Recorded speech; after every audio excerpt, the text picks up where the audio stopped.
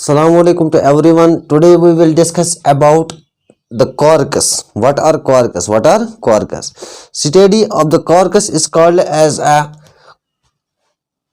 quantum chromodynamics. Study of the quarks is called as quantum chromodynamics. What is a quark? What is quark? A quark is defined as any member of a group of elementary subatomic particles that interact by means of the strong force and are believed to be among the fundamental constituents of the matter. Quarks are the type of particles that constitute matter. बच्चों quarks वो particles of matter होते हैं. They are the type of the particles. They are also the type of particles. ठीक है, quarks are the particles that constitute the matter. Quarks combine to form the composite particle called hadrons. जब quarks के particles combine होते हैं तो क्या बना लेते हैं? Hadrons. ठीक है. Quarks are among the smallest particle in the universe and they carry fractional electrical charge. Universe की बात कर लिया जाएगा. ठीक है, तो क्वार्क जो होते हैं they are the smallest particles in the universe और क्या काम कर लेते हैं? ये कैरी कर लेते हैं फ्रैक्शनल इलेक्ट्रिकल चार्ज. ठीक है, there are the 6 types of the quarks and the anti quarks. Latest discovery protons and neutrons are the building blocks of matter. Discovery में ये देखा गया था कि जो प्रोटॉन्स और न्यूट्रॉन्स होते हैं they are the building blocks of matter. Rather the protons and neutrons are made up of the more elementary particles called as a quarks. फिर रिसर्च में देखा गया जो प्रोटॉन और न्यूट्रॉन जो होते हैं ये बने होते हैं एलिमेंट्री पार्टिकल्स के जिन्हें हम बोलते हैं क्वार्क्स. ठीक है, there are the 6 types of the quarks named as up quark, down quark, charm quark, strange quark, top quark, bottom quark. And the 6 anti-quarks are named as, that is anti-up quark, down-up quark, anti-charm quark, anti-stretch, anti-top and anti-bottom. ठीक है, तो quarks और anti-quarks की यहाँ पर आप देख लेते हैं डिफरेंशिएशन. क्वार्क जो अब क्वार्क जो होते हैं, ठीक है, +2/3 इलेक्ट्रॉन, एंटी क्वार्क U. यहाँ पर आप ये सिंबल लगाओगे that is bar, U bar. ठीक है, U bar is equal to -2 divided by 3e, D is equal to -1/3e, D is equal to +1/3e. C that is the charm quark, that is +2/3e -2/3e. S is equal to that is S. What is S? That is strange quark, -1/3e. S is equal to +1/3e. T is equal to +2/3e. T is equal to -2/3e. B is equal to -1/3e. B is equal to +1/3e. Quark का जो model दिया था, quark model, it was first independently proposed by the Murray Gellmann and the George Zweig in 1964. Quark model को दिया था Murray Gellmann and the George Zweig in 1964. Quarks make up the protons and neutrons. बच्चों जो quarks होते हैं यही protons और neutrons को बना लेते हैं.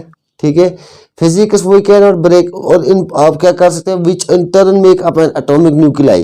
क्वार्क्स जो बना लेते हैं protons and neutrons which in turn make up an the atoms nucleus, और एटम का न्यूक्लियस प्रिपेयर होता है. According to the standard model of the particle. अगर स्टैंडर्ड पार्टिकल ऑफ मॉडल देखा जाएगा, physics we can not break the quarks.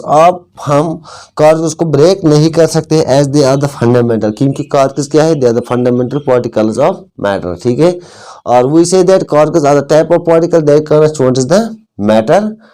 ठीक है, so this is total about the quarks. Protons consist of the 2 up quarks. जो protons होते हैं इनमें 2 quarks होते हैं, up quarks and 1 down quark. Neutron is made up of the 2 down quarks and the 1 up quark. Neutron क्या होता है, ये बना होता है 2 डाउन क्वार्क्स एंड 1 अप. चल बच्चों, unification of forces in nature. The main thrust in the physics is unify basic the forces in nature. जो main thrust जो physics का है that is to unify the basic forces in nature.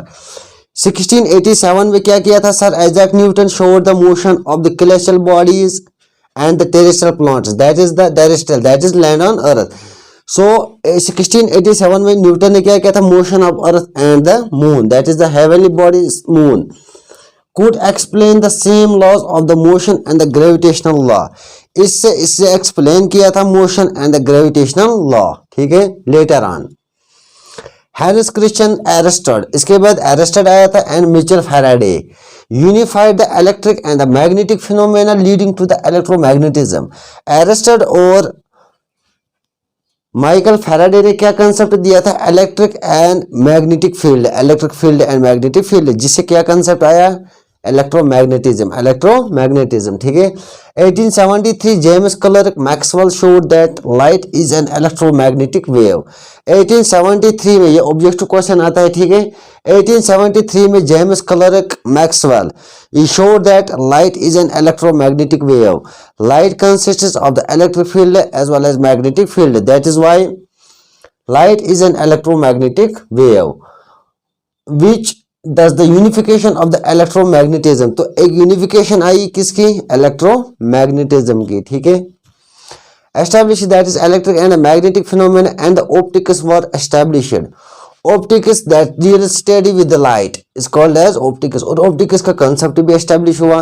Another unification of the force achieved in 1979 when Abdul Salam Glashow and the Stephen Weinberg predicted the unification of the electromagnetic force and the weak nuclear force. इसके बाद 1979 में आया था Abdul Salam and the Stephen Weinberg predicted unification of the electromagnetic force and the weak nuclear force. According to them, the electro-weak force is a single force. इस theory के मुताबिक जो Abdul Salam ग्लेशो and Steven Weinberg ने दी थी unification of electromagnetic force and the weak nuclear force, according to the electromagnetic force and the weak nuclear force, इस theory के मुताबिक क्या था, इलेक्ट्रो वीक फोर्स जो था single force resulting from the unification of the electromagnetism and the weak nuclear force, ठीक है। So this is total about the unification of the forces in nature, unification of forces in nature. बच्चों video अगर अच्छा लगे तो video को share, like, comment करना और हमारे चैनल पे सब्सक्राइब करना। Thank you for watching.